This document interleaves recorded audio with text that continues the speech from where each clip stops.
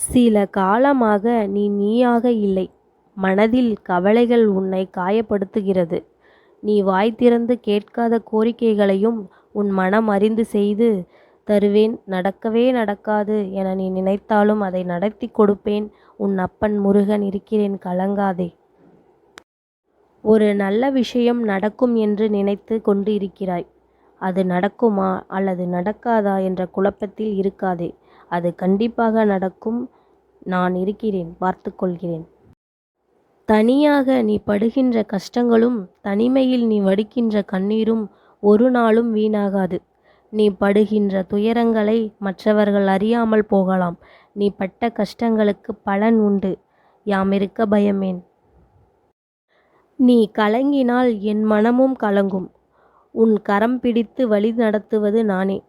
அனைத்து போராட்டங்களும் முடிவிற்கு வரப்போகிறது. ஒரு நாள் வெகு தொலைவில் அது இல்லை. இம்மாத முடிவில் ஒரு மாற்றம் நிகழும். கண்டிப்பாக நடக்கும், கலங்காதே. உன் வாழ்க்கையில் என்ன நடந்தாலும் அதற்கு பொறுப்பு நானே.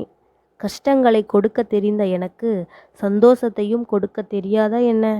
என் வேலைகளை பார்த்து கொள்கிறேன். நீ உன் வேலையை பார், நல்லதே நடக்கும். உனக்கு நல்ல காலம் பிறந்துவிட்டது. உன் வாழ்வு எந்த இடத்தில் இருந்தாலும் அந்த இடத்திலிருந்து உன்னால் மேலே வர முடியும். இங்கு எதுவும் காலதாமதம் ஆகிவிடவில்லை. உன் மனம் உனக்கு அவநம்பிக்கையை தந்து பயமுறுத்தும். வேலும் மயிலும் உன்னுடன் துணையாக இருக்கும் பொழுது உன்னால் உன் வாழ்க்கையை மாற்ற முடியும். நேர்மறை எண்ணங்கள் கைவிடாது தொடர்ந்து முயற்சி செய். ஒவ்வொரு நாளிலும் உனக்கு சிறிது சிறிதாக முன்னேற்றம் சேர்ந்து கொண்டே இருக்கும்.